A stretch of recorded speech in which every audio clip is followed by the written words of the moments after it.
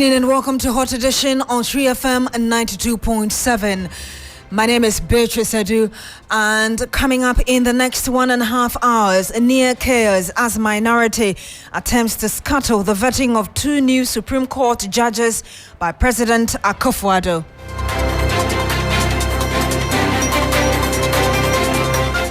Also coming up, Africa Center for Disease Control and Prevention declares public health emergency over outbreak of Mpox virus in over a dozen countries across Africa. Meanwhile, the Ghana Health Service has declared a red alert.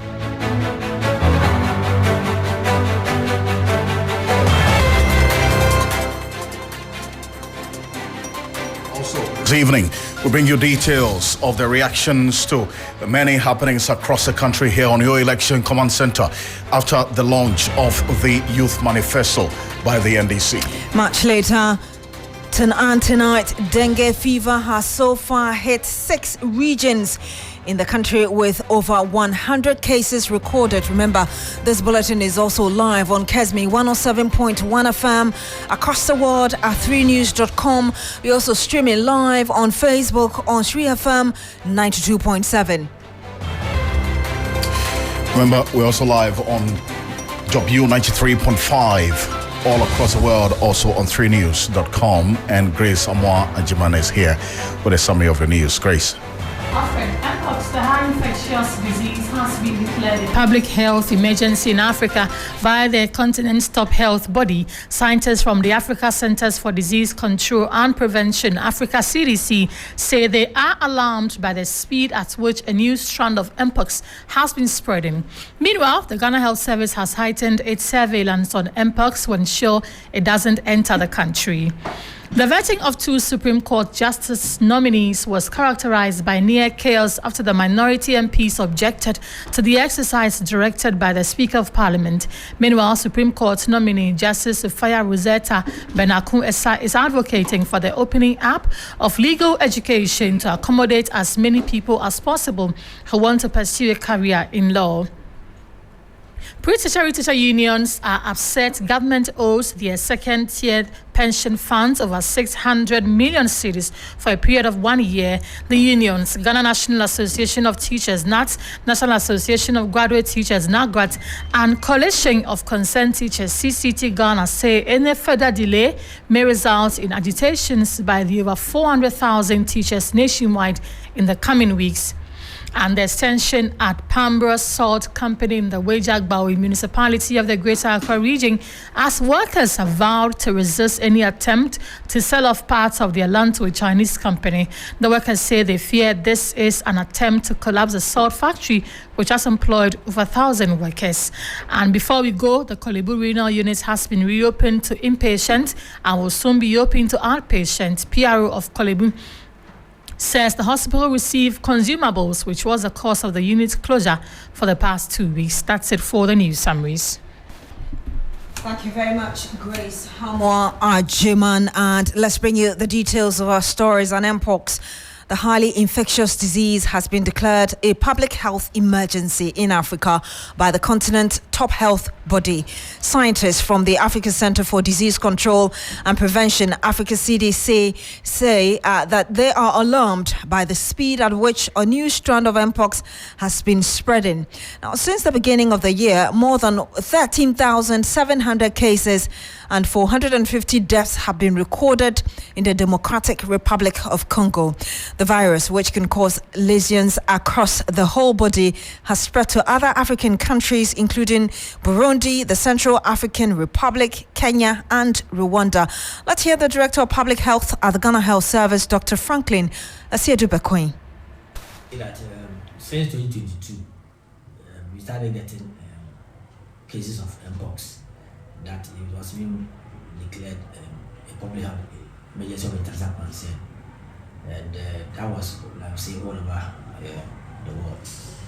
But in the case of the Africa region, I think that it kind of subsided in 2023. And then, beginning of this the year 2024, we started getting cases in Cambodia. And that was Director of Public Health at the Ghana Health Service, Dr. Franklin Esiedu Bekwai. Now we'll come back to this story, but Alfred, I know there's something boiling. Indeed, and this is one that we've been monitoring since morning, and there was near chaos at the vetting of two Supreme Court justice nominees as the minority attempted to halt the exercise directed by the Speaker of Parliament. Now, the nominees, Sophia Rosetta Odokwa Benakon Essa and Professor Richard Frimpong Opong, were scheduled to be grilled by the Appointments Committee of Parliament about their suitability for the job at the Apex Court. President Akufo-Addo, in his letter requesting for the vetting of the nominees, indicated that the reason to fill the vacancies that will be created from the retirement of two candidates that joined the court to make the number 15. But Mama Yarga, was a member of parliament for the Boko Central constituency, questioned the constitutionality of the said appointment. And this is just give you an idea of exactly what happened at the vetting earlier today. This one, it be matter where they concern the youth, plenty. An unconstitutional thing. The president has been exercising the power without any foundation in the constitution or any law that I know. And I want to raise it and have it captured that I object to the nominations on the basis of the fact that it is unconstitutional, it flies in the face of Article 128 of the Constitution, and it is not founded in Article 144 of the Constitution. It offends the discretionary power provisions of Article 296. It doesn't satisfy the Parliament's powers to fill in voids under Article 298 of the Constitution. I don't know if you want to continue with this exercise, but to tell you the truth, we've been doing the wrong thing. Somebody will say, oh, but it has been happening. The same Supreme Court that they are seeking to go and sit has said that the fact that we've been violating the Constitution doesn't mean that one day when we wake up and realize that we've been violating it, we should sit up and correct our mistakes. I think this is a major constitutional, issue, and as a committee, I feel we don't have the capacity to deal with this. We should capture it in our report and refer it back to plenary for. The issue he has raised is so fundamental and germane that I thought that what chairperson could have done was to say, okay, this is a preliminary objection to the process that we are going to undertake this morning. Let's vacate it and go back to the chamber and raise this issue that we think that we have been exercising this function in breach of the Constitution. And therefore, we want guidance on this issue from the rest of the members of the August House. And then we will take a decision. Then we are not guided, and we can know our left and right on this matter. But I don't think that it is fair to say that even though the objection raised is valid, let's continue to vet the nominees. And then later on when we go to the chamber, then we can raise the issue. That will be an exercise in futility. And if what we have been doing in the past is an illegality, why do we continue with the illegality if our attention has been drawn to it by Honorable Mahama Yaraga? We all have our views in terms of the interpretation of the Constitution. So one person's interpretation cannot be an authority. And we are not clothed with the powers to interpret the Constitution. That is, I respect the Honorable Mahama Yaraga. He's a senior lawyer. We all respect him. But his interpretation of the Constitution cannot be an authority. Our job is simple. We have been mandated by the Speaker based on appropriate and unofficial referral for us to consider a nominee before us. The nominee is yet to be heard. Afterwards, we will generate a report for plenary. And if you heard, I heard my colleague, the Honorable Ayariga, so well when he started. He introduced his matter by saying that he will want what he's saying to be captured as part of the report. And this cannot bar us from doing our mandate, mandated by law and also by Constitution. So, Madam Speaker, I think for anybody to suggest that we should truncate the process and therefore wait for a determination of what the law says before we proceed is neither here nor there. There's currently no vacancy at the Supreme Court of which somebody is trying to fill. There's no vacancy. A vacancy, one of the vacancies would exist a few weeks after the president leaves office. And he's in a hurry to fill that vacancy in the future. even before we get to that place. But the substantive issue is this. The Mama, I said one of them retires in...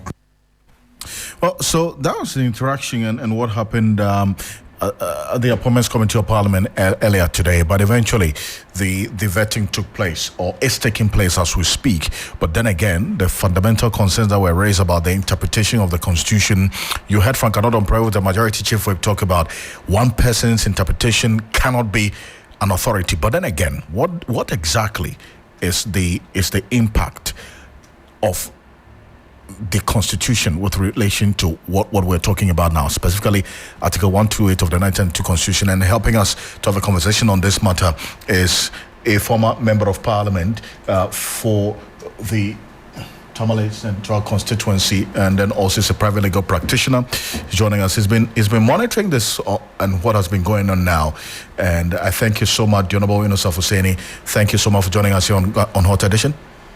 Well, thank you for having me. It's good to have you as always. But and if you look at the Honorable Mama Yariga's position on this matter, he's of the strong conviction that we have been doing an illegal thing for quite a while, which he describes as unconstitutional, to the extent that the president has been exercising the power without any foundation in the Constitution or any law that he knows. And wanted to raise it to the extent that it flies in the face of Article 128 of the Constitution, and it's not founded in Article 144 of the Constitution as well. And in his view, that practice of having to nominate people to fill vacancies of persons going on retirement at the Apex Court, it offends the discretionary power provisions of Article 296. Do you agree with him in that position, or that question that Frank Anodon raises, that his interpretation cannot be authority or cannot be an authority on this case, should be considered?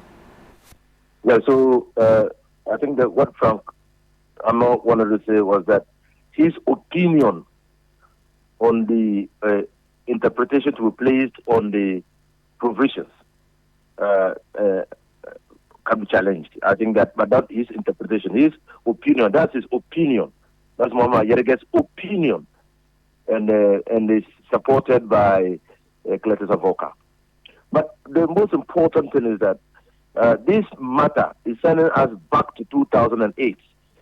You recall the report of the African Peer Review Committee, which suggested that we put a cap because the Article 1281 appeared to be too open-ended, and that was susceptible to abuse because the Constitution in Article 1281 appears to suggest that for an effective functioning of the Supreme Court, the lower limit of appointment of judges to the court, the Apex Court, should be 9, plus the Chief Justice 10. So that is the minimum number of judges at the Supreme Court to allow for an effective and efficient functioning of the court. The Constitution doesn't provide for an upper limit, and that is where the problem is. Now, Ayarege's issue raises a fundamental legal question, where the Constitution fails to provide an upper limit for the appointment of judges to the Supreme Court. Is it within the power of the President to appoint judges above the number? And in this case, the President seems to be referring to 15 judges at the Supreme Court, and there will be a vacancy, and he wants to appoint these people in anticipation of the vacancy to be created. Ayaga is questioning, who gave the President the authority to set the upper limit at 15? Can another President set the limit higher than 15? If another President can set the limit higher than 15, at what point can we say that the number is too much? After all, the Constitution provides for the minimal functioning, level of appointment to the Supreme Court of judges. At what point, if we do not put a cap at what point can we say that the number of judges at the Supreme Court is simple and worthy, and that has introduced inefficiencies in the performance of their functions? I see that these are the questions he's raising. And he's referred to Article 1281 and then Article 140, which is dealing with the power of the president to appoint.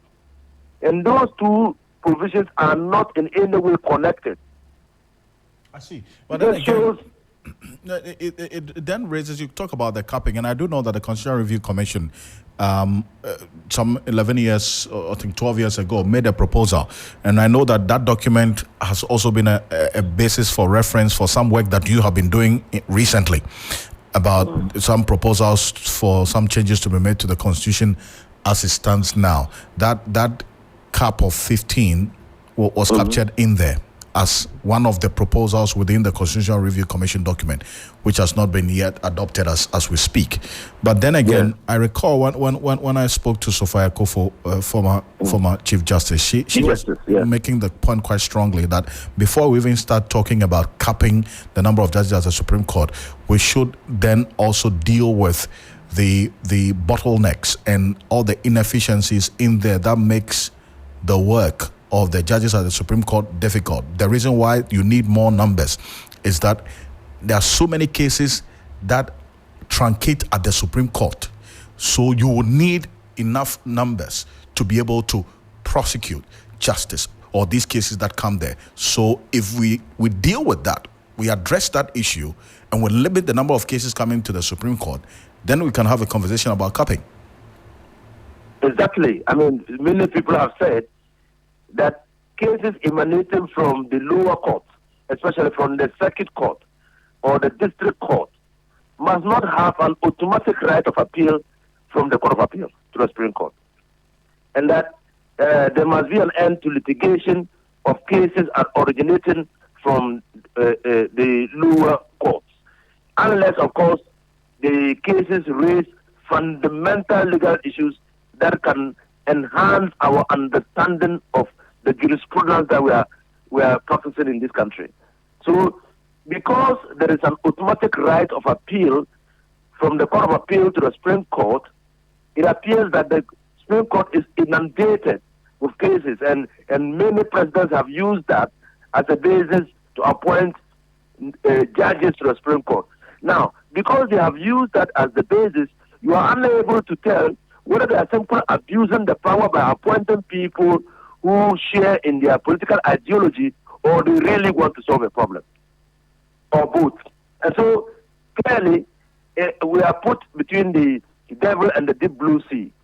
But I think that most jurists and most intellectuals and academics think that we should put a cap and then review the Constitution to remove what, in the view of CJ Sophia Kofo, are bottlenecks or are challenges that hinder the effective and efficient performance of the functions of the Supreme Court by the judges of the Supreme Court. And so both can be done at the same time. Put a cap and then deal with the automatic right of appeal to the Supreme Court from cases emanating from lower courts.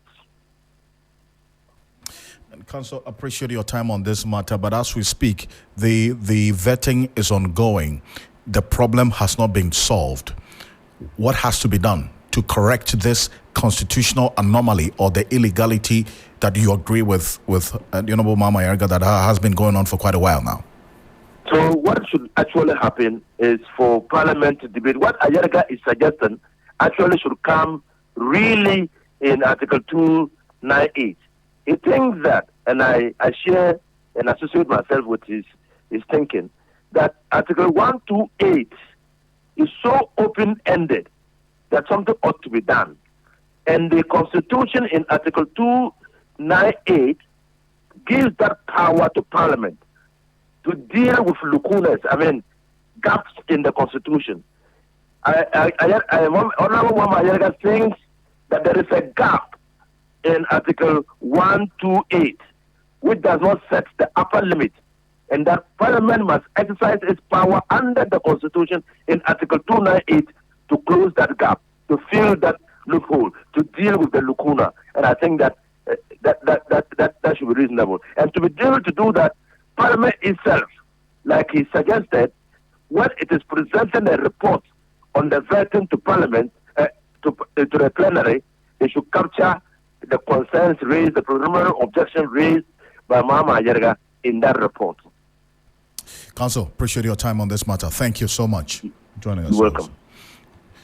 Honorable Inusa Fuseni is a former member of parliament, is a private legal practitioner, also sharing his thoughts with us on this issue here on Hot Edition on 3FM 92.7, where the happenings in Parliament earlier today, the Appointments Committee of Parliament earlier today, as chaos erupted at the Appointments Committee of Parliament as a minority attempted to halt the vetting of two individuals nominated by President Akufo-Addo for the Supreme Court, Justice Sophia Benasco-Esai and Professor Richard Frimpong were set to answer questions regarding their eligibility for the Supreme Court on August 13.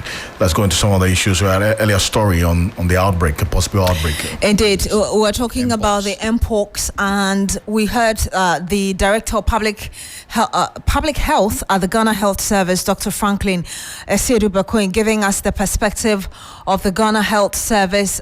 We are joined on the line now by clinical epidemiologist Professor Fred Binka. Hopefully he's on the line with us, and we'll shortly speak to him and bring you that conversation. But we stay on health related issues because dengue fever has so far hit 6 regions in the country with over 100 cases recorded.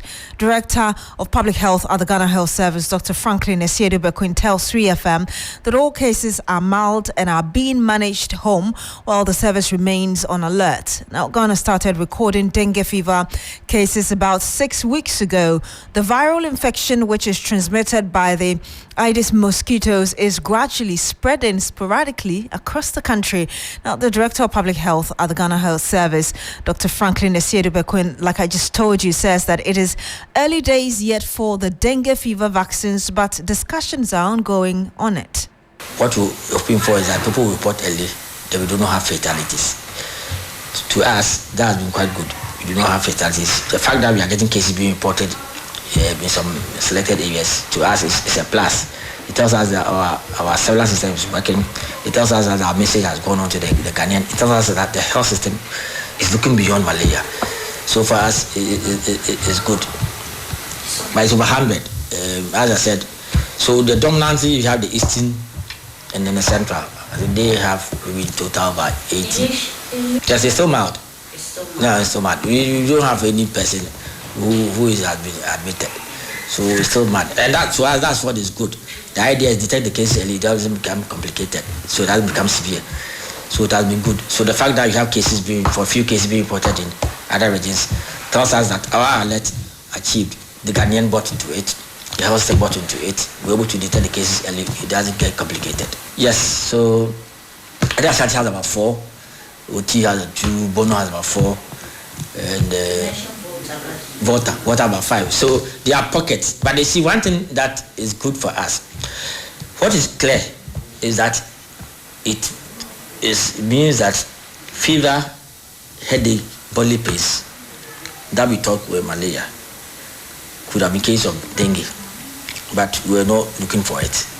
Do you understand? So clinicians diagnose what is common. For now, I think dengue vaccine is early days yet. So when you want to look at the main still for management, it's preventing mosquito bite. It's not about vaccination. There's I would say vaccines being discussed, but for us, prevent the mosquito bite to minimize the burden of dengue. And you heard the Director of Public Health at the Ghana Health Service, Dr. Franklin Esiedu-Bekoin. It's live here on Hot Edition, and pre-tertiary teacher unions are upset government owes their second-tier pension funds over 600 million cedis for a period of 1 year. The unions, the Ghana National Association of Teachers, NAGRAT, that's the National Association of Graduate Teachers, and the Coalition of Concerned Teachers, CCT Ghana, say any further delay may result in agitations by the over 400,000 teachers across the country in the coming weeks. According to the Pensions Act 766, government is expected to deduct 5.5% from salaries of workers for their second-tier pension scheme. However, for the past 12 months, the second-tier pension of all public sector workers has been in arrears for the past 12 months. In the case of the pre-tertiary teacher unions, the Ghana National Association of Teachers, the National Association of Graduate Teachers, NAGRAT, and the Coalition of Concerned Teachers, CCT, the education sector pension scheme has also been in arrears for the past 12 months. Leadership of the unions, who spoke exclusively to our labor correspondent Daniel Opoko, indicates that the delay has created agitations amongst the over 400,000 teacher unions and the members nationwide. President of NAGRAT, Angel Kapono, called on government to immediately transfer the arrears without delay. As to when he or she will get his 12 months, only God knows. How can you, as government, consciously violate the country's laws in this manner? In the past, the arrears that they've even accumulated, that they paid in the past, they paid it without even the arrears. And MPRA is sitting there without even biting. Because MPRA is at the necessary stage of a new SNIT.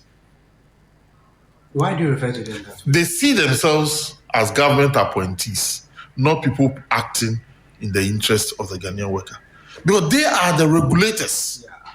They are supposed to ensure that anyone, be you private or public, do not violate the rules.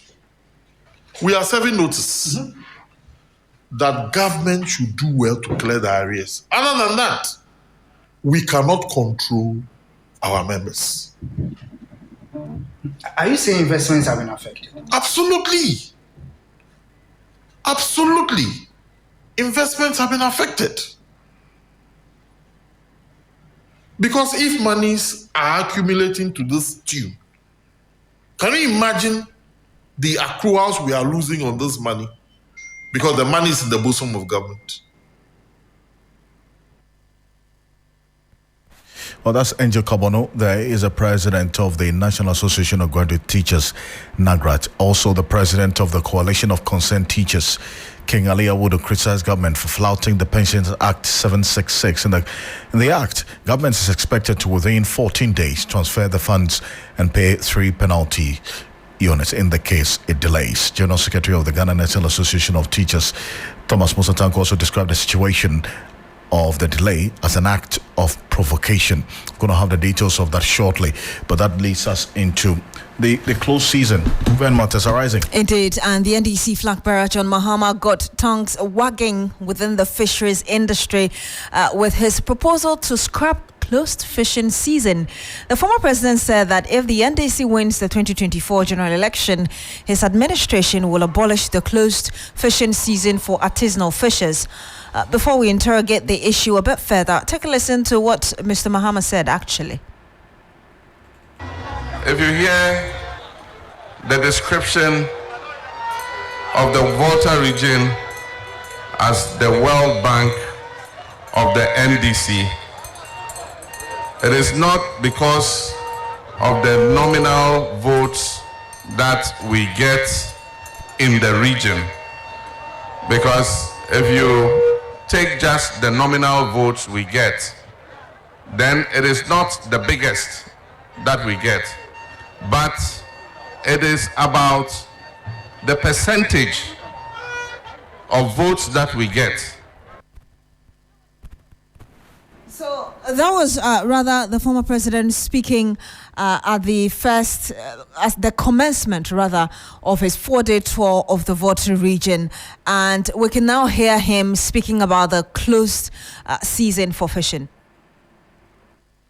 When we come, there will be no closed season for artisanal fishermen.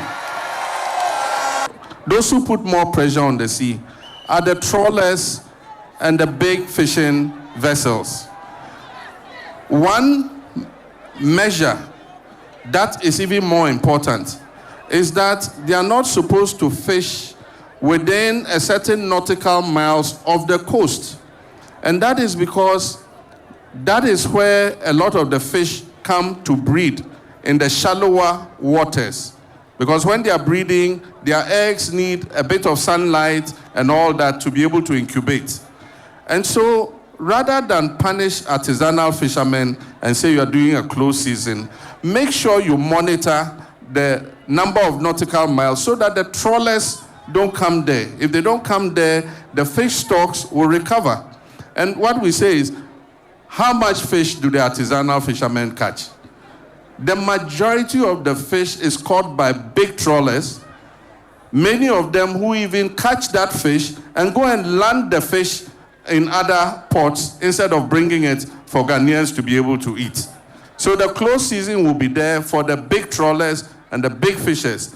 But the artisanal fishers who go with their small canoe and their outboard motor and their nets to go and catch nokofio, ni akebaba, ni akwe amehalfa, you go and onga and shona maba. You had former President John Mahama. Let's now speak to Cheko Jayama, who is the convener of the Fisheries Alliance and also NGO into the management of the fisheries sector. Good evening to you, sir. Thank you for joining us. Thank you very much. Let me first get your general views on the former president's decision to limit, as it were, closed season practice to only artisanal fishers.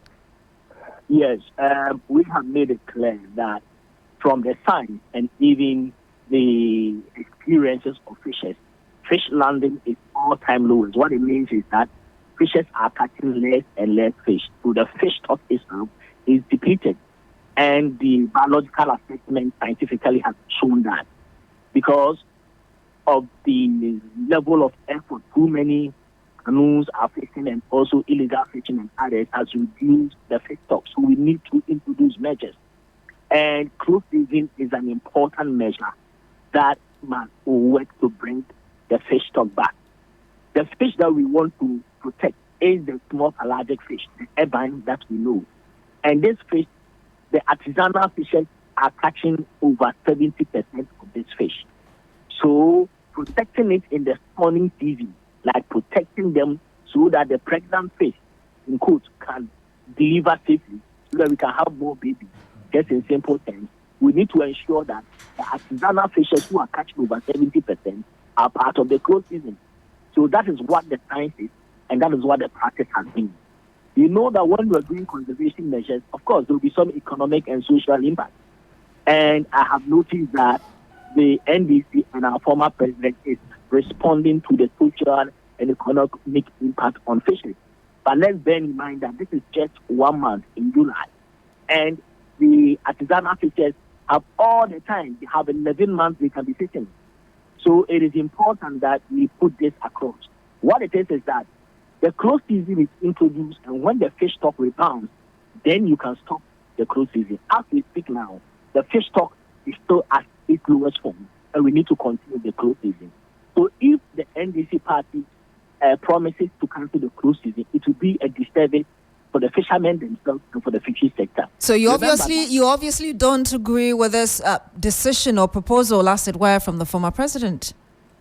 Yes, this decision is not in the best interest of even the fishers. Because remember that in July, August, September, the fish is spawning. The artisanal fishers during the cruise season in July, and then they come back to fish alone in August, while the trawlers stay home in August. So as we speak now, there is no trawl fishing. It is only the artisanal fishers. But even now, most of the artisanal fishers are complaining that they don't have the fish they anticipate. So without the closed season, the fish will go down further, and the fishers will now even blame the government of the day. So the science does not agree with that position to leave the artisanal fishers out. We in the fishing stakeholders who understand the sector and have followed the sector for several years also know that it is suicidal to remove artisanal fishers from the closed season. What is important is that the closed season must be implemented very successfully with the artisanal fishers with part, and then the illegal fishing net that is catching the juvenile fishes and other illegal unsustainable practices must also be stopped so that we can maximize benefits in the fish stock rebound. Importantly, one fish can lay about 1 million eggs at a go. So it's important that when we are able to protect them, we will have abundance in a few years. There are some countries that have done closed season successfully, and after some years, they have been able to have successful returns and they have stopped the closed season. So the issue is to rather do it successfully, let the fish come, so that you stop the closed season, everybody is happy. Rather than telling us Ghana fishers that they will not be part of the closed season based on social economic impact they are feeling upfront, and then they'll face bigger social economic impact because the fish will not be there at all when the closed season is not successfully implemented, and they'll blame the government and the promise that you make to them. So this has been our advice. Mr. Yama, I know that ahead of the NDC flag bearer making this announcement, your group had been engaged. It looks like you were not able to convince the team that consulted you or you consulted with. But moving forward, the Fisheries Act 625 states that there should be closed season.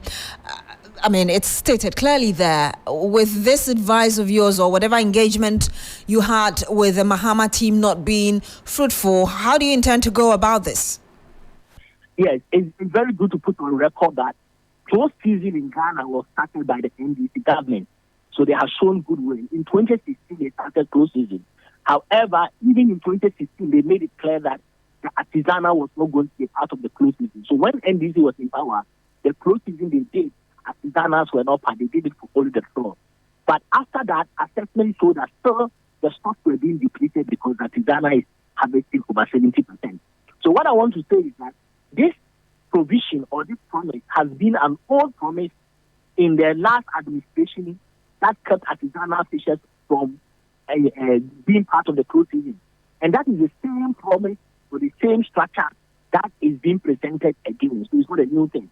However, the important scientific and socio-economic information and data is showing that it is better for artisanal fishers to be part of the closed season. And that will give us a maximum support, maximum returns, maximum benefit. All right, we'll have to end it here. Thank you very much. And that was Che Kojo Yamwa, who is the convener of the Fisheries Alliance and also NGO into the management of the fisheries sector. Thank you very much for speaking to us. Let's go to our earlier story about the mpox. We're joined by Professor Alfred Binka, who is clinical epidemiologist. Good evening to you, sir. Thank you for joining us. Good evening, thank you for having me. This afternoon, we spoke earlier and we spoke basically about the contradiction between what the Ghana Health Service was saying and what the Africa Center for Disease Surveillance also told us about 4 cases being recorded. Now there is a declaration of mpox as a public emergency in Africa. What does that mean? So thank you very much. This is very important. The CDC is the Africa's agency to look at issues related to emergencies. And just like what happened during the pandemic, when WHO declared an emergency, the whole world came to order and there were certain things that were supposed to be done. That is, the international health regulation had to come to force. In this case, we have the African CDC. So for the African continent, once they've made this declaration, it means there is an emergency that is driven by the fact that there's mpox across many countries, and everybody has to look out for it and put in certain measures in place. I could tell you some of the few measures that will be put in place. First and foremost, people from the countries within the sub-region who are suspected or go to hospital to declare that they think they have mpox or something similar to that will be tested for free. They will be provided for treatment for free. And if we determine that they have mpox, we'll follow them up to their villages and try to look at their contacts and map out the contacts and test the contacts also to make sure that we have a map of where this virus is and where it's going. The reports we are getting, Prof, is that we are getting new strain of mpox. How different is that from the previous strains, and what might be driving rather its increased transmissibility? Yes, this current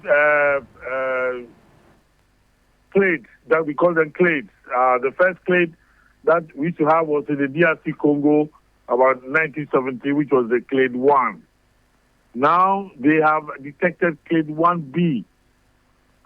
We have also had a clade 1 and clade 2 in the West Africa sub-region. But this clade 1B, as is usual with all these viruses, they shed one virtue and acquire others. Just as how you saw in the COVID, the clade 1 was very infectious and also led to a lot of deaths. Clade 1B, we are now studying it, but if the transmission is very wide and very fast, it might not likely kill many people. It might be very infectious, but it might not really, end up in great mortality. At the moment, in DRC Congo area, they've already diagnosed over 14 to 15,000 cases in such a short time. So this is very, very infectious, and everybody has to look out for it. Everybody has to look out for it. What are the key research gaps that need to be addressed to better understand this mpox, issue and improve response strategies? So our biggest challenge in most parts of the African region has to do with diagnostics. Our ministries don't stock this diagnostics, and invariably we have scientists who are working in this area who are the first to come to our aid to help us to have the diagnostics to be able to diagnose it, confirm the diagnosis. So always you hear about Noguchi and recent times KCCR in Kumasi. This particular virus presents mainly like what you have in malaria. There's a flu-like appearance, headaches, muscle pain, weakness, and then the rashes show up. The rashes then become infected. You see the fluids accumulate in the rashes, and then finally they become scabs. So these are some of the trends in which these are, and that means when people go to hospital talking about malaria, then we should have the possibility of testing them to determine whether they also have mpox. But invariably, most of our testing facilities will not have that capability. Maybe the regional hospitals might be in a position, even that I question that, because they have to use PCR, and most of these institutions do not have PCR facility. So what will happen is that they have to collect the specimens and forward them to either the region or the teaching hospitals that are nearest to them, where these tests can be done and confirmed. Indeed, it looks like there's a lot of work on our hands moving forward. But thank you very much, Professor Fred Binka. He is a clinical epidemiologist speaking to us about this mpox issue, which has been declared a public health emergency in Africa. Was previously called monkeypox. Indeed. So they want to make it mpox. Yeah, and just cut it short. Okay.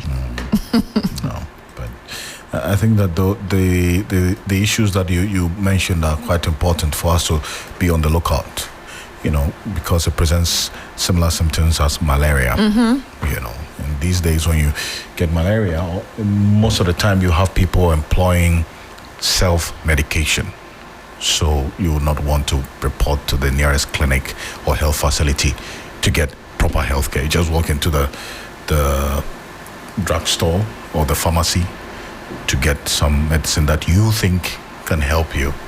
And so I think that these are very good recommendations from Professor Fred Binka there. But away from that, we're going to issues, as we see, the NDC here on your election command center on the campaign trail, the flag bearer of the National Democratic Congress, John Dramani Mahama, has begun a 4-day campaign tour of the Volta region. John Mahama is expected to galvanize the base of the party in the Volta region with his policies going into the December election. The 4-day campaign tour will see John Mahama undertake some door-to-door campaign, targeted community engagement, and town hall meetings We'll get details of that shortly as we go on here on your election command center, as we also keep an eye on how things have been playing out here.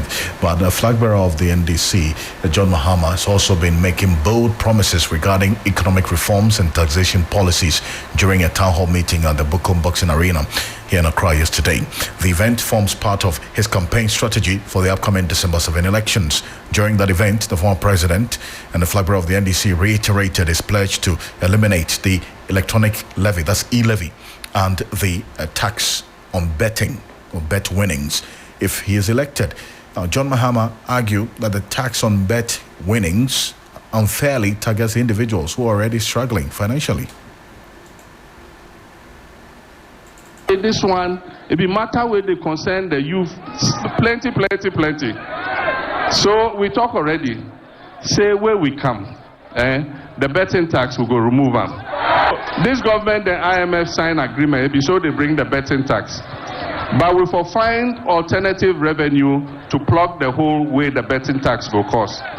So as the young boys, the street boys, the hustlers, no get work to do. For the meantime, they go do this small betting. Then we go do the 24-hour economy, where it comes to everybody get work to do, everybody they work. Then we go say, but you where they bet, you get work. Then you see. So for now, make the boys be, make the be. So that's John Mahama there, and reflecting the language of the Gen Zs as we're asking the questions about making them be. But then again, by abolishing these taxes, we're talking about the electronic transactions levy, the e-levy, and then also the tax on bet winnings. John Mahama says he aims to ease the financial strain on ordinary Ghanaians and establish a fairer tax system. But with Ghana under an ongoing IMF program and needing revenue to plug the loopholes, as he acknowledged himself, will abolishing these taxes take a hit on the economy, especially on internal revenue generation? And then also, what other means can government adopt to sustain the revenue, internal revenue generation? Let's get on to the telephone lines now. And Professor John Gachi is the Dean of the University of Cape Coast Business School. He's joining us on the telephone. Prof. Gachi, appreciate your time. Good evening. Thank you for joining us here on Hot Edition. Good evening. Now, clearly, if the e-levy and the tax on bet winnings are removed, it's obviously going to take away a projected chunk of some revenue that was expected or even being received or gained from the tax on betting, which is being implemented now. What other alternative sources could the government explore to maintain fiscal stability, especially because if this e-levy and the tax on bettings are abolished, that is revenue that government is going to lose as well? Well, it is a fact. The removal of those taxes means some revenue will be taken off. But it is left with the those who are proposing is to come out with an alternative tax. And I believe, if I hear you well, when you were playing the tape of the former president, he did indicate that they will bring an alternative. He didn't mention the alternative for us to subject to discussion. But the idea is that he has recognized that those taxes cannot just be taken away. They must come with some alternative that is more resonating with the public and the business communities who have complained about e-levy, for example, and the young people who are taking part in betting, who have also created the impression that it is hurting them. So in response to that, he reckoned that removal of the tax is a removal of revenue, and therefore alternative revenue handles will have to be created to replace them, to continue to provide revenue baskets for the economy. But he did acknowledge, obviously, that this is part of an IMF proposal within the IMF program. Certainly, this IMF program we're having can be reformed, can be reviewed. But how do you see this playing out? if eventually John Mahama carries this out if elected on December 7th? Well, IMF has only one question. You need this revenue set for your economy to keep running within the remit of what we have designed. So, if you take this revenue, what is the alternative? So, if the alternative is discussed and that is proper and that will bring the revenue, IMF doesn't have any issue with the remover. So it is when you remove, cannot bring an alternative, then it means that you yourself, you are locked up, you can't do anything. So the notion that it's IMF is not the case. If you want to remove a revenue source, then you must show us how that revenue will be replaced. And if you are in position to do that, then IMF will not have any challenge with your proposal. I see, but there are also those who have made the point quite strongly that industries such as the electronic transactions space and the growing betting industry is one that cannot operate without the state benefiting in terms of revenue from it. So if these taxes, the e-levy and tax on bettings are going to be abolished as you know, the flag bearer of the NDC is proposing or has promised, then how does the state benefit from these two industries or these two sectors? Well, yeah, I mean, those levies or taxes are supposed to be progressive. They are not supposed to be answer to the fiscal situation of the current economic arrangement, and that is why we have challenge.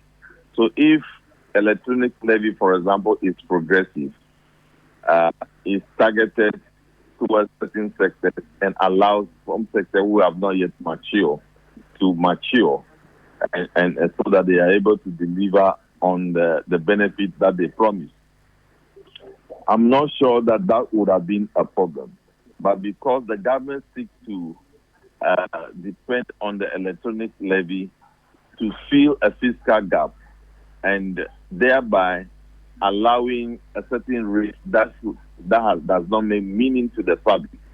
So I believe that the e-levy, for example, can be structured in so many ways to reflect the aspiration of the people to grow the industry and to generate revenue in a progressive manner for the country, rather than the way it was implemented. Prof, I do appreciate your time as always. Thank you so much for your proposals. Thank you. Professor John Gachi is the Dean of the University of Cape Coast Business School. It's also live on Kesmi 107.1 in Tamale and beyond, also on W93.5 in Wa and beyond. This is Hot Edition. Keep your thoughts, views, comments and opinions coming through, read out to you and to the rest of the world. And still issues at the Public Accounts Committee earlier today, as we did monitor here on Hot Edition on 3FM 92.7. The Kwame Nkrumah University of Science and Technology is pursuing the Electricity Company of Ghana, the Social Security and National Insurance Trust, SNIT, and 3 other entities for a debt owed about 1.2 million CDCs. According to the Auditor General, this amount represents the cost of rented space for office and private hostel operations spanning several years. Appearing before the Public Accounts Committee, the Vice Chancellor of the KNUST, Professor Rita Akosia-Dixon, revealed that out of the total amount owed to the university, only one entity has made a partial payment of 25,000 Ghana cedis. Electricity Company of Ghana, what we have done is that we've kind of done a barter trade with them, so settlement plan. We have huge bills from ECG, so now we've asked them to offset. We've written to ECG to offset what we own them, take this money out so that we can proceed in that direction. With UBA, Honorable Chair, I'm happy to announce that they have paid everything that is owned us, including a premium that they were supposed to have paid. I have my grandson at Tech. He's in level 1, and I've already paid for his level 2 hostel. Because if I don't pay it now, you will not get that particular hostel. So I don't understand why they should, occupy the hostel, take their monies, and don't pay you. It's a struggle because we try our very best. We're doing our very best, sending demand notices, chasing them here and there, and because we really need these students to be accommodated, we try to kind of do our very best to co-work with them and co-exist. As a Vice Chancellor at the Kwame Nkrumah University of Science and Technology, Professor Rita Akosia-Dixon appearing before the Public Accounts Committee of Parliament. We'll be back shortly after this quick break here on the Hot Edition, and we'll hear a bit more in the world of business with Bismarck Osa shortly.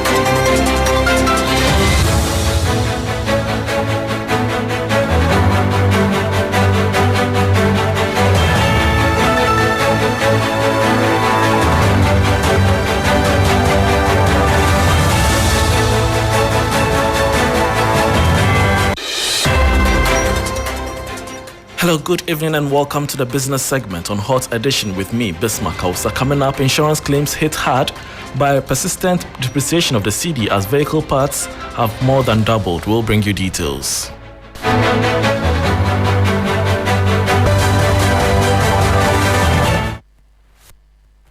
Thanks for your company. Now to our very first story. Group Chief Executive of Enterprise Group PLC, Daniel Labitieku, has emphasized the severe impact of continuous cedi depreciation on insurance companies, particularly in claims payments.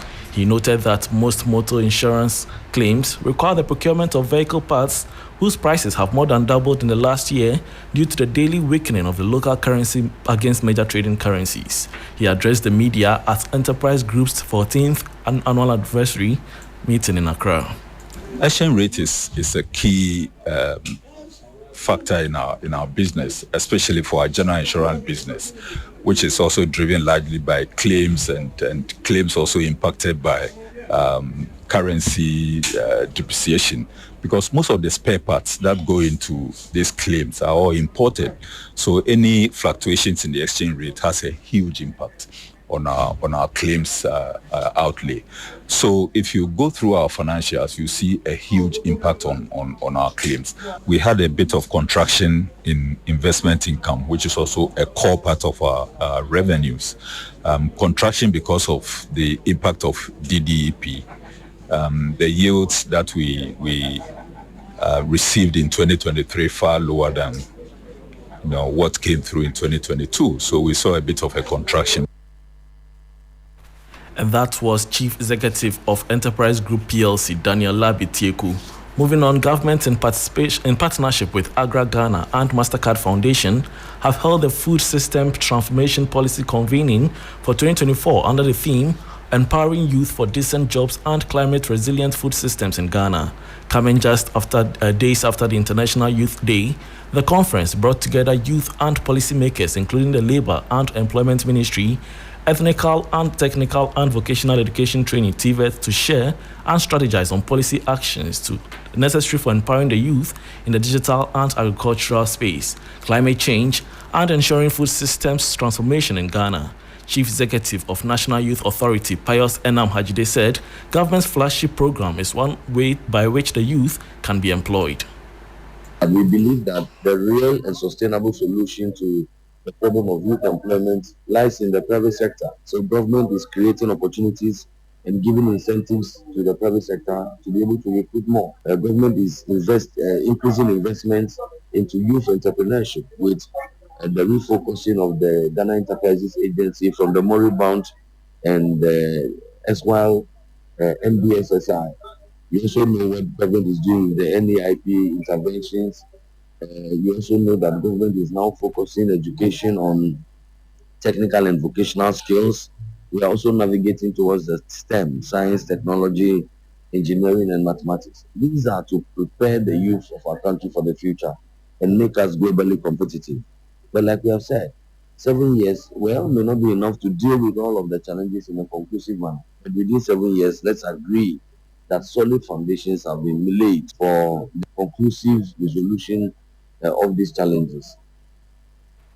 And that was Chief Executive of National Youth Authority, Pius Enam Hajide. Meanwhile, Country Director for Agra Ghana, Dr. Betty Annan, said a 5-year strategic program being rolled out will see more youth venturing into agriculture. We have a lot of systems that have come into play. Precision agriculture. Even when it comes to simple technologies like using mobile phone, we have text messages that can be churned out to the farmers, or even to the farmers in general. We have messages that the farmers can have access to when they have issues with their production. They can use simple, we have USSD codes that they can use for those who do not have the smartphones, and then they have the old ones. They can use the USSD code to access voice prompts to even help them as to know when to plant, when to apply maybe agricultural chemicals, the fertilizers, and then other crop protection, when to even harvest. And that was Country Director for Agra Ghana, Dr. Betty Annan. Before we go, trading volumes in the Ghanaian secondary bond market decreased by 41.77% to 881 million cedis in the week under review. This is compared to 1.5 billion cedis recorded in the previous week. It was driven primarily by minor exchanges as compared to the previous week. Moderate exchanges in February 2031 and February 2032 maturities accounted for 74.9% of the total volume traded in the midsection of the curve. And that will be all for the business segment on Hot Edition with me, Bismarck Ausa. For more business stories, please log on to 3news.com. Sports is next with Bill Eshe and Stay.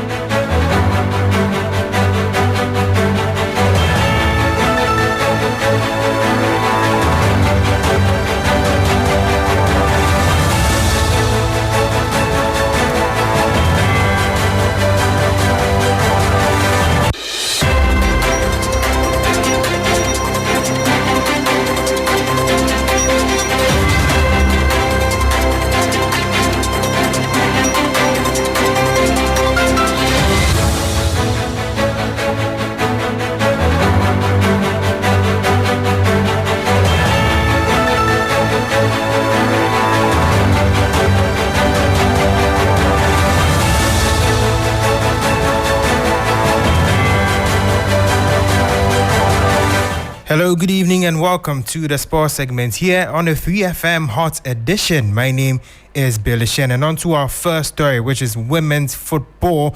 Let's start off from the Black Princesses because they are preparing to take off to Colombia ahead of the Under-20 Women's World Cup, which starts on August 31st this year. Now, they are expected to set off tonight at 8 p.m., and the head coach of the side, Yusuf Basigi, has called for support from Ghanaians as they look to go up against the best in the world. Played with Ghanaians to give us the maximum support that they have been giving us all the time, and pray for us because we have never crossed the princesses, that is under-20, female under-20, have never crossed the group stage before, and we are poised to do justice to that this time round. So we need all Ghanaians to support us and pray for us so that to raise the image of Ghana very high. That was head coach of the Black Princesses, Yusuf Basigi, and they are currently in Group E with Austria, Japan, and New Zealand. Now, Ghana will need to finish in the top 2 or end as one of the best third-placed finishers to qualify to the round of 16, which they've never been to in their career so far. They've had 6 consecutive attempts but have failed to do so, and this will be their 7th consecutive attempt. Now, still on women's football, Hazakes ladies will tomorrow face Edo Queens of Nigeria in Buake for their second game in the CAF Women's Champions League qualifiers. Now, Grace Enima, who plays for the Hazakes ladies, has shared some words ahead of the game. Very good. And yesterday we trained very well, and today too our possession was good. So I'm expecting that one tomorrow's game. That was Grace of Hazakes ladies. Now let's move on to men's football. Asante Kotoko earlier on Tuesday did an opening media session as they prepare for their friendly against Midiama, which comes off on Friday. Our reporter Samuel Champon was on the field and filed this report. And we can report that the team is gearing up for that all-important fixture with Midiama. Yes, Coach Prosper Nate Ogum says this is an important fixture. Reason is that he's put up a new team and they've been doing some special training sessions, and he expects that his players will begin to put all those things that they are practice are training into games. Technically, like a good Obia Nenia Bresse, I feel this season, you bet me I then aboy home wedding acquainting. So I think say on Wednesday and Friday. Say bet me I then for sure training and they bet me according to him. You remember they've played 2 friendly games. Last 2 weeks they played Arthur Football Academy, where Kotoko won by 8-0. Then just last Saturday they played Rainmasters Football Academy.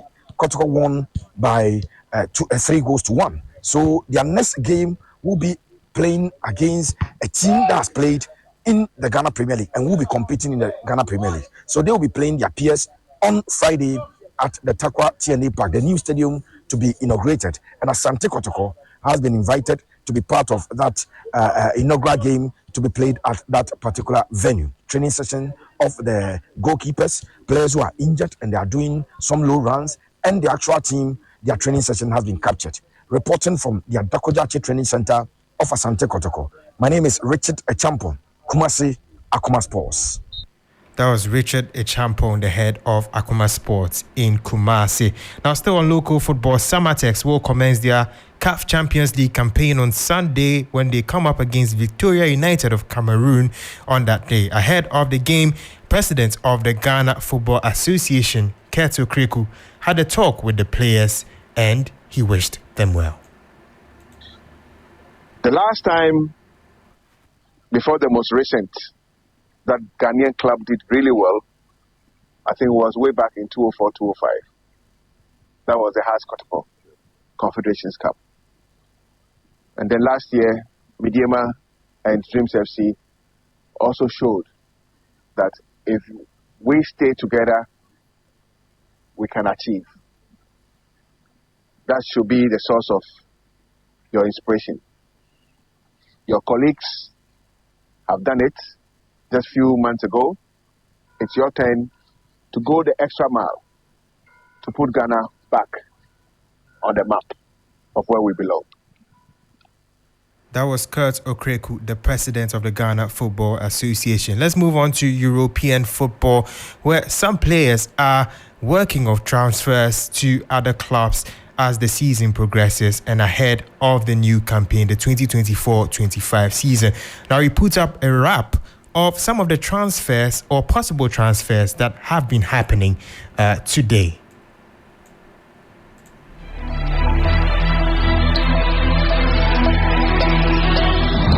West Ham United have signed defender Aaron Wan-Bissaka from Manchester United for £15 million. The 26-year-old has spent a 7-year deal with the Hammers.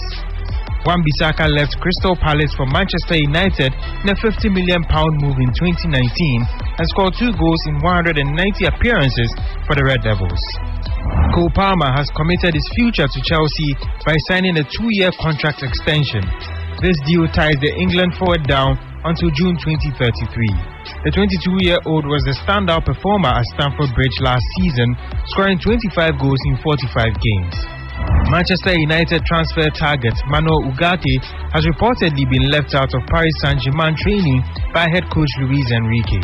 Further reports indicate that his agent, George Mendes, is in the UK and negotiating a deal for the Uruguayan with the Red Devils. Chelsea are reportedly negotiating with Atletico Madrid to sign Joao Felix after the transfer of Samu Omorudion to the Blues collapsed. Felix played for the London side on loan 2 seasons ago, scoring 4 goals in 16 league appearances.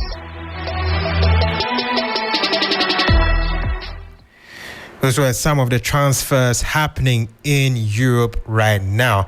Now on to our final story, which is athletics. Tens of thousands of people packed a stadium in Botswana to welcome sprinter Lechile Tobogo home with the country's first ever Olympic gold medal. Now, supporters waved the country's blue and black national flag as the Olympic team touched down in the capital, Gaborone, on Tuesday. The athletes paraded the national stadium on a rooftop bus, waving at fans enjoying a half-day holiday declared by the president to celebrate Tobogo's success. The 21-year-old became the first African to win the men's 200-meter when he stormed past Americans Kenny Bednarek and Noah Laos in Paris on the 8th of August. Now, he set an African record time of 19.46 seconds, and along with his teammates, he gained a silver in the men's 4x400-meter relay, boosting Botswana's total medals in the Olympics to 4. And that brings an end to the sports segment here on the 3FM Hot Edition. My name is Billy Shen, and of course Beatrice and the rest of the team are on standby with more.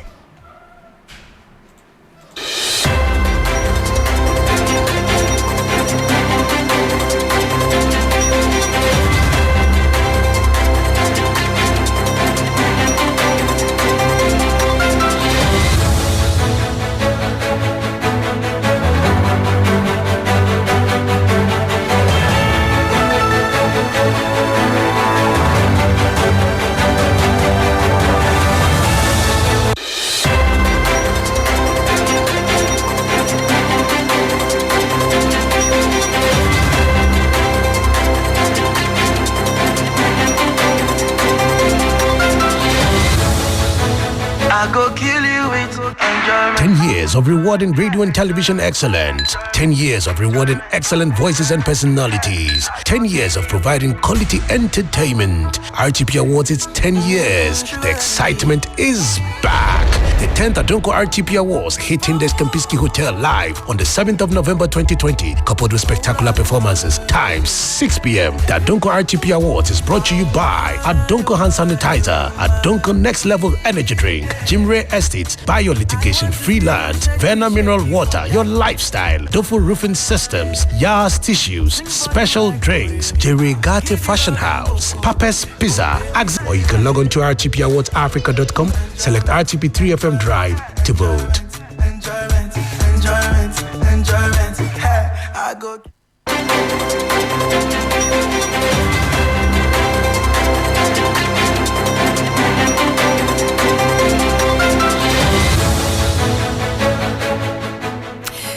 Thank you very much, Billy Shan, for bringing us the latest in sport.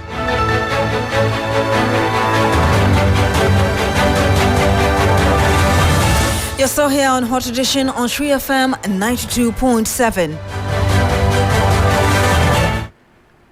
And we'll be bringing you Campaign Trail very shortly, but ahead of that, commercial sex workers along the Circle Railway line are back to work again only 2 months after the Greater Accra Regional Minister Nee Titus Glover warned against any attempt to reconstruct structures serving as brothels. Stanley Niblo has the following in this report. At about 4 p.m. on June 5, 2024, a ravaging inferno raised down hundreds of wooden structures serving as brothels for commercial sex workers along the Accra-Achimota Railway at the Kwame Nkrumah Circle Enclave. Their business was heavily interrupted as a result. Attempt to reconstruct the brothels was aborted after the Greater Accra Regional Minister, Nee Titus Glover, visited the fire scene and warned them to keep off the land. I'm so sad that human beings are living under these pylons at the peril of their lives.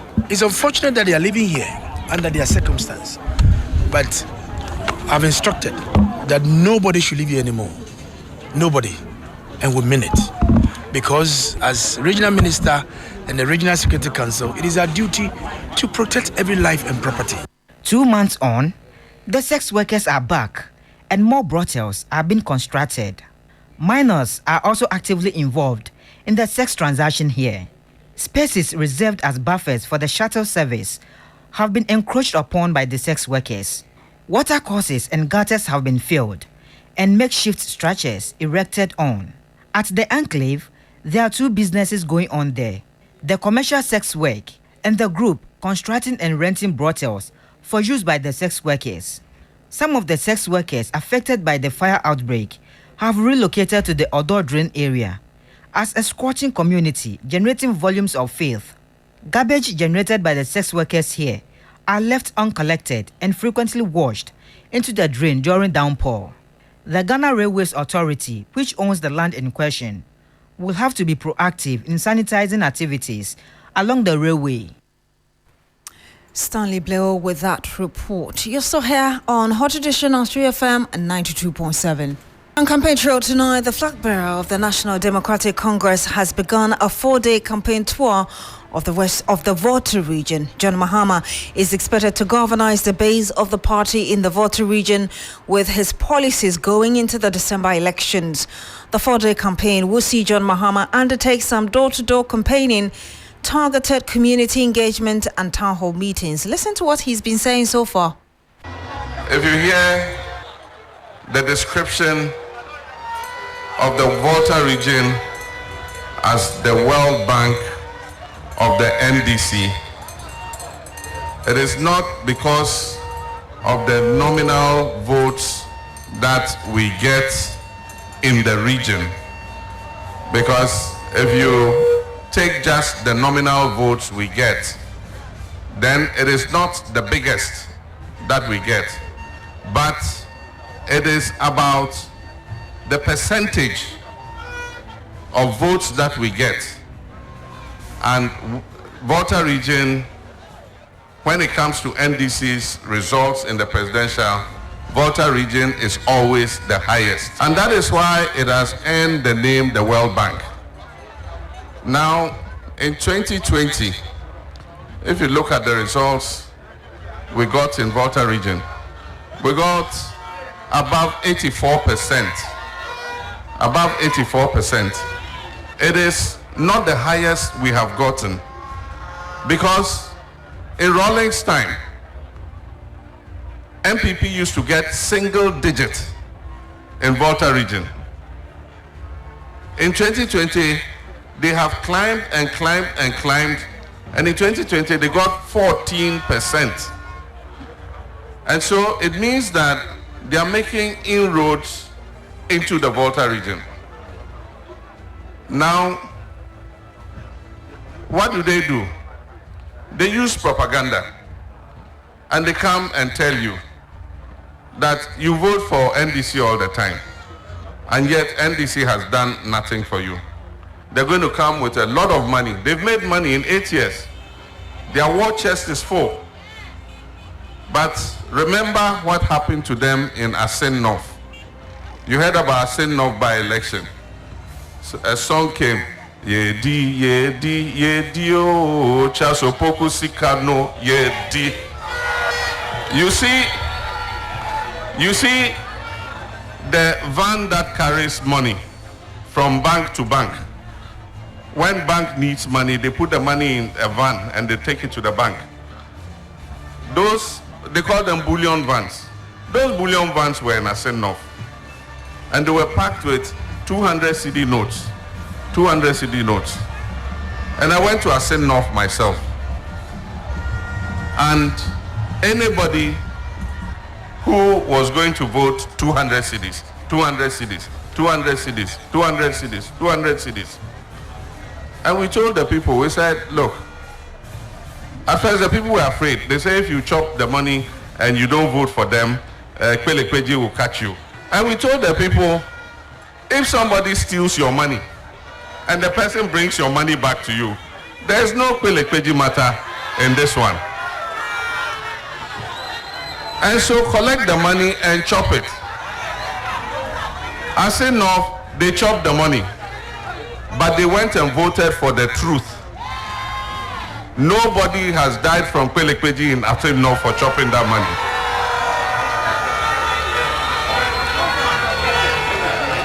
So they are going to come with the money. And I'm telling you, the people of Japan, North Tong, when the money comes, collect it and chop it. On the first day of his on Shri FM 92.7.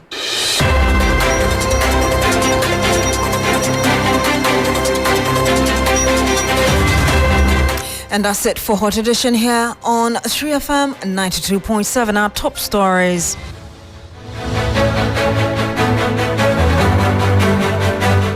Near chaos as minority attempts to scuttle the vetting of 2 new Supreme Court justices by President Akufo-Addo. We also brought you the story about Africa's Center for Disease Control and Prevention declaring public health emergency over outbreak of Mpox virus in over a dozen countries across Africa. Plus, sex workers around Circle Railway Line return to work just 2 months after Regional Minister Titus Glover warned them not to return. My name is Beatrice. Thank you very much for joining us today. I did this with Alfred Ocansey. Log on to shrinews.com for more news. Have a good evening and do enjoy the rest of our programs.